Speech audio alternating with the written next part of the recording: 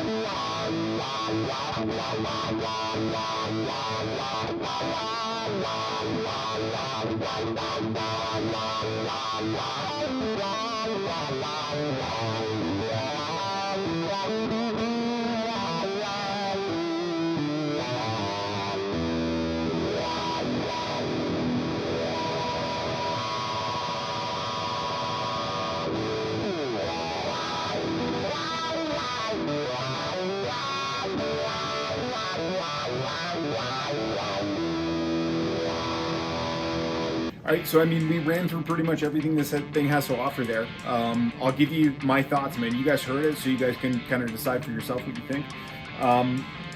In terms of positives, like, this thing is very affordable. It's built solid. Like, this is all metal. Nothing here is like cheap plastic. I don't think that it's gonna break. Like, it seems like longevity is gonna be a positive here. Now, I've heard a lot of people say that you have to press down really hard to activate the wah. Personally, I don't find that. No, I'm a big guy, so you guys saw from the video. I'm not small, so I can put my weight into it, but I don't find that to be an issue personally. Totally, you have a ton of options. You heard it all, man. You can really get any kind of wah sound that you want. The only negatives that I would say personally, like, it's tiny. So for me, being a bigger guy with a bigger foot, I find to get the expression that I want, it takes a little bit of finesse, just kind of getting used to. I find with a bigger pedal, it's just a little bit easier to finesse is all. But you get used to it pretty quickly. Even me with my giant clodhoppers, like, I got used to it, and it fits on a pedal board nice. If you have a pedal board with a ton of pedals, it's not going to take up a ton of space.